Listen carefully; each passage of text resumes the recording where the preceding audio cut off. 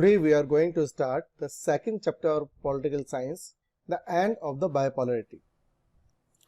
पिछले चैप्टर में हमने देखा था end of the cold war era कि किस प्रकार पूरी दुनिया दो अलग अलग पोल में डिवाइड हो गई थी। जैसा कि हम पिक्चर में देख पा रहे हैं कि एक तरफ यूएसएसआर था और दूसरी तरफ यूएसए था। इन दोनों देशों के बीच में 1945 से 1991 तक कोल्ड वॉर चला और ये कोल्ड वॉर कैसे खत्म हुआ ये हम इस चैप्टर में देखेंगे। Introduction of the chapter. In this chapter we will discuss about the Berlin Wall, the end of the Cold War. Germany divided after the Second World War was unified. What was the Soviet system? The cause and the consequences of the disintegration of the Second World. What happened to the part of the world after the collapse of the communist regime? And the last, how India relate to these countries now. Berlin wall जो थी वो एक wall थी जो बनाई गई थी इस कोल्ड वॉर के दौरान 1961 में, और ये सबसे बड़ा एक सिंबल थी इस कोल्ड वॉर का, और ये उस डिवीजन का भी सिंबल थी जो डिवीजन था एक कैपिटलिस्ट कंट्रीज और जो कम्युनिस्ट कंट्रीज थे उनके बीच में जो सबसे बड़ा डिवीजन था उसको भी बताती थी। ये वॉल खींची गई थी जर्मनी की कैपिटल बर्लिन के अंदर जो ईस्ट बर्लिन और वेस्ट बर्लिन को डिवाइड करती थी। इसके पीछे सबसे बड़ा रीजन ये था कि ईस्ट बर्लिन से लोग जो थे वो वेस्ट बर्लिन के अंदर जाते थे क्योंकि वहां बहुत अच्छा उनको पैसा मिलता था जॉब के दौरान। इस चैप्टर में हम ये जानेंगे कि कोल्ड वॉर कैसे खत्म हुई और जर्मनी को डिवाइड किया गया सेकेंड वर्ल्ड वॉर के दौरान, वो वापस यूनिफाइड हुआ। ये सिंबल था कि कोल्ड वॉर अब खत्म होने जा रही है।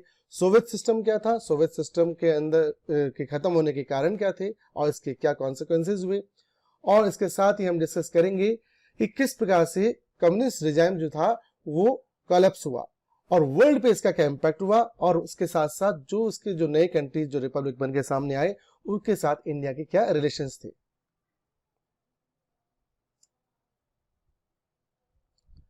What was the Soviet system? The Union of Soviet Socialist Republic, ये रशियन रिवॉल्यूशन जो 1917 में हुई थी उसके बाद इस्टेब्लिश हुआ था और यहाँ पर सोशलिस्ट सिस्टम हुआ करता था। क्या था सोशलिस्ट सिस्टम और सोवियत सिस्टम क्या था, जानते हैं इसके बारे में।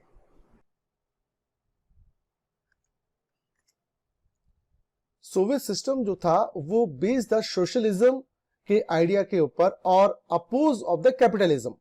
कैपिटलिज्म एक ऐसा सिस्टम होता है जहां पर प्राइवेट प्रॉपर्टीज होती है और गवर्नमेंट का इकोनॉमिक सेक्टर के अंदर नहीं के बराबर, या यूं हम कहें कि वहां कोई इंटरफेरेंस नहीं होता।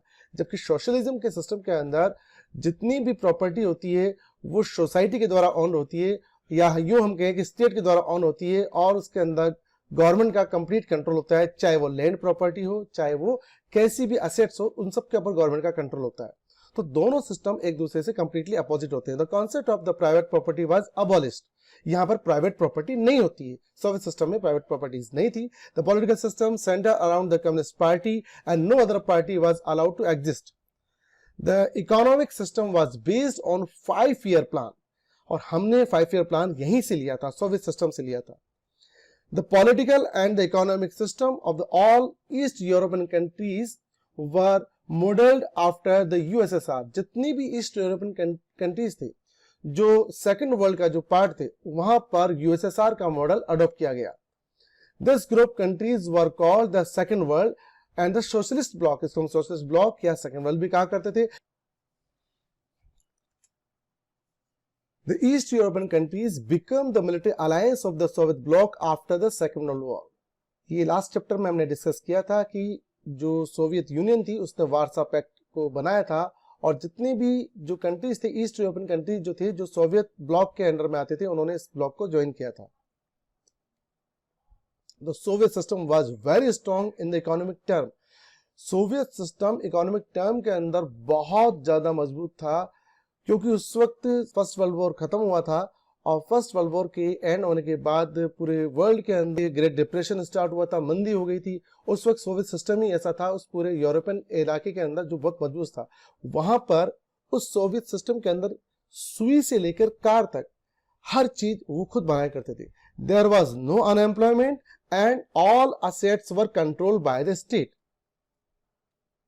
Gradually, the system became authoritarian and undemocratic. The governing party controlled all institutions. Russia started dominating all other regions. वहां पर मेन जो रशिया था उसका डोमिनेशन था. By the 1970s, the economy became stagnant and there was a shortage of consumer goods. और 1970s के आते आते यहाँ पर कंज्यूमर गुड्स की शॉर्टेज हो गई और पूरी जो इकोनॉमी थी वो एक प्रकार से स्टैग्नेंट यानी कि स्थिर हो गई. और इसके नेक्स्ट वीडियो में जो हम टॉपिक डिस्कस करेंगे वो है Gorbachev and the disintegration of USSR. Thank you.